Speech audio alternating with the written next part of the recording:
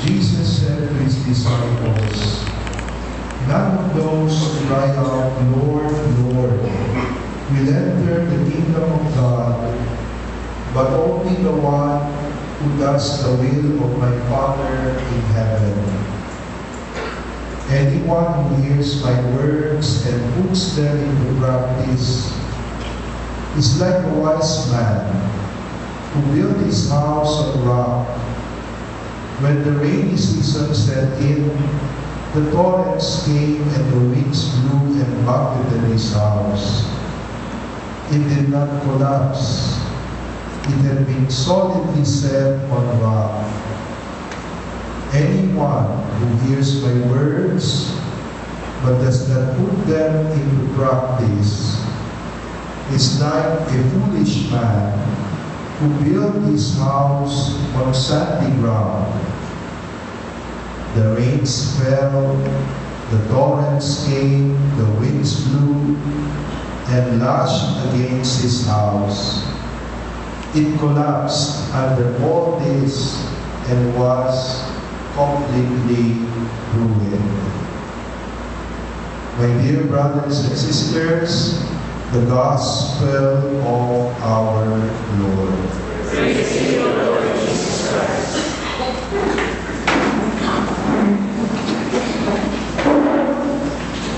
Sa lahat ay maraming salamat po sa inyong paghihintay ngayong gabi. I just came in from a one-day recollection in Tagaytay.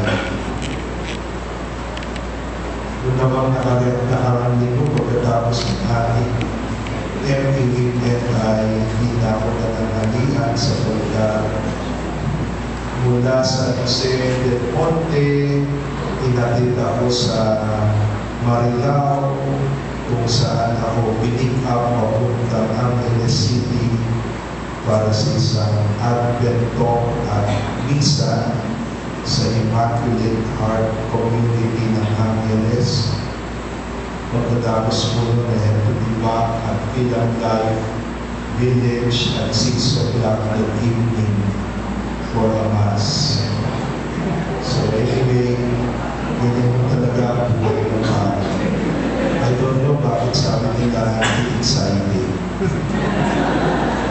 Kung mahina-hina yung adrenaline at mahinahan na ang iyong mga arteries siguro ay matagal ng nagtutuhan sa pressure. So anyway, we are now in the first week of Advent, no? And last Thursday sa ating community sa Holy Family, we were able to do an Advent preparation. Tama-tama. Now, one of the beautiful lessons or beautiful questions to always ask kapag nakikinig tayo sa mga readings po ng Advent Mass is to ask a simple question. If Advent is welcoming Jesus, who is Jesus? Yun lang. I think, one of the important questions to ask, the most important question to ask in the Advent liturgy is, who is Jesus? Why are we preparing a lot for Him? Lahat yung makapagbasa ng Ebanghelyo po during the season of Advent they tell us about Jesus. Halimbawa, kahapon, we have the story of the multiplication of the bread, where the Lord multiplied 7 loaves and fish to feed people. Kung makikita mo pala na the Lord is a provider. Dito naman po sa ating liturgy ngayong Thursday, yung ginamit na image sa ating pong gospel reading ay tungkol sa pagtatayo ng bahay. As I was reading the gospel, my thoughts are flying to people in Samar and Leyte who are again preparing to meet another super typhoon Ruby. So while we sit down here and prepare for Christmas, sila hindi pa nila alam kung mag-Christmas sila. O may pag-Christmas ako sa aling bumaba mo pala ay mukhang iwawan out na naman ulit. So anyway, the picture that the reading of today is telling us is the picture of building a house. Sabi dito sa ating gospel reading, anyone who hears the word of the Lord is like a wise man who built his house on rock. Try to reflect a little bit on this reading that we have in the gospel. Therefore, the Lord is telling us na kung wini-welcome natin siya in the season of Advent, He would like us to see Him as the rock, the foundation of everything that we do. Our life. It is said that every man dreams always of owning and building a house. Yan daw ang palaging ambisyon ng isang lalaki na siya'y magkaroon at magtayo ng sarili niyang bahay.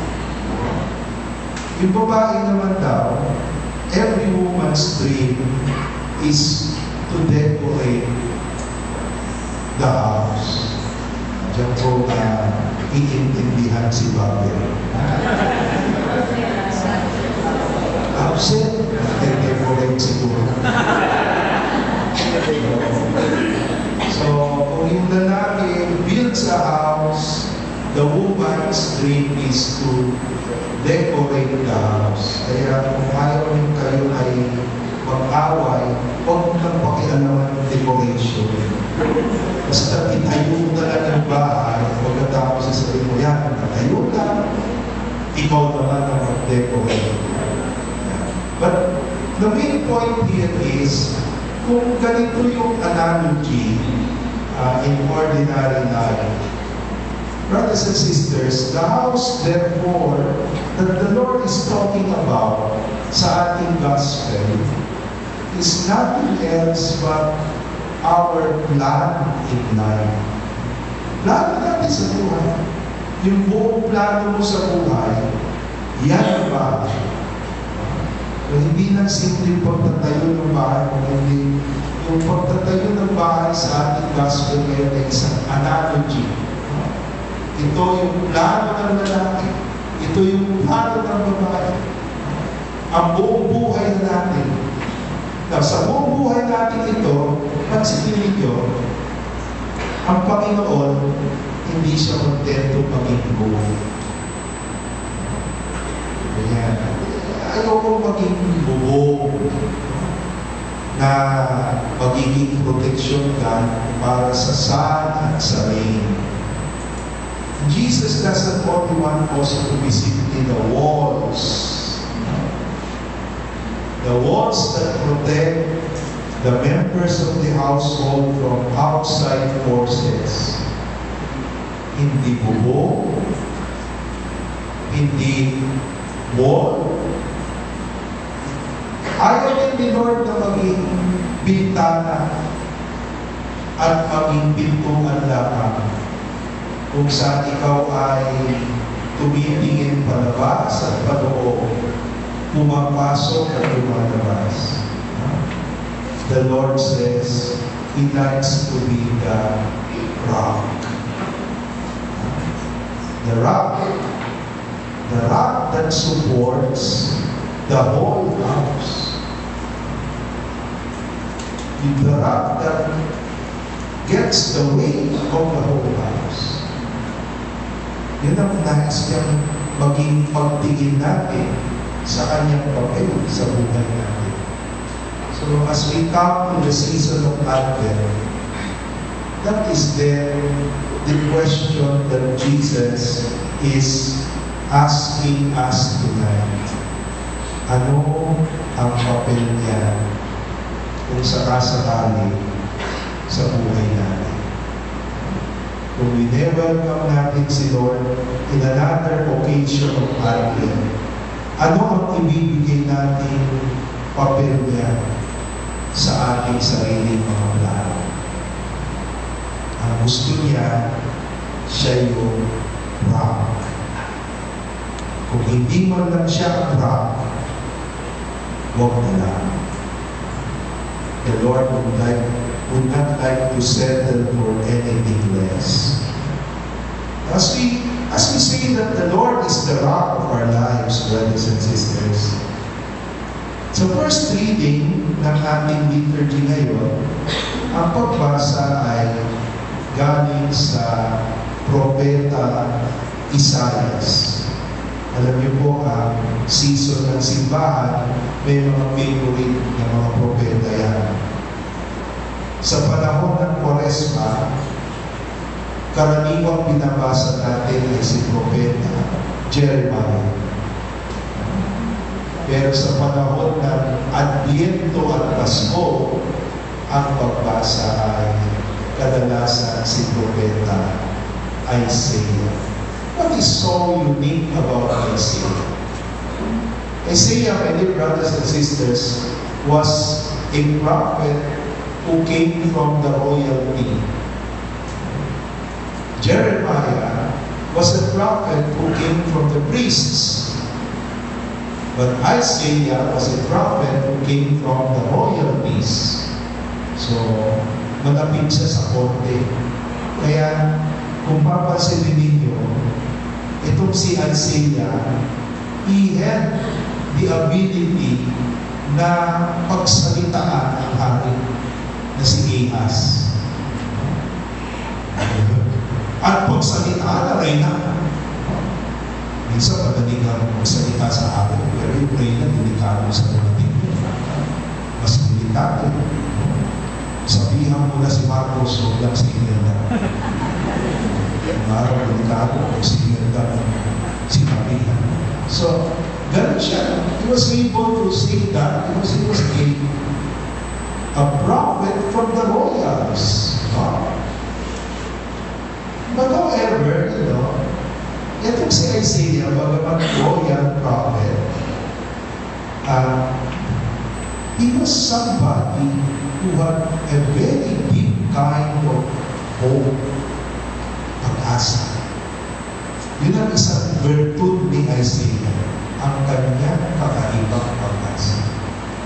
Nanindihan siya bilang propeta sa ilalim ni King Ahaz. Nanindihan siya bilang propeta sa ilalim ng haring naging kapalit ni Ahaz, anak ni Ahaz. Nanindihan siya propeta bilang propeta sa apo ni Ahaz na si Manase. At sa kanyang katandaan, ang apo ni Ahaz ang pumatay kay Isaiah. Ginawa siyang martir. Yet, when you read the readings of Isaiah, you will always see the reverberation of hope Yan ang hindi mawawala sa mga pagbasa ni Isaiah. Malakas yung dating ng pag-asa niya. And I think that is what happens pag sinabi natin, the Lord is our rock. Siya ang bato ng buhay natin. Ano man ang pwedeng dumaan sa ating buhay, hope will always be strong because of the Lord. So brothers and sisters, as we celebrate our community mass on this, the first Thursday of December, first Thursday of Advent, ito yung ipanalangin natin na sana mabigyan natin ng tamang importansya ang Panginoon sa buhay natin. Hindi haligi, hindi pinto, hindi bintana, hindi bubong. Ang hinihingi ni Lord ay ang pundasyon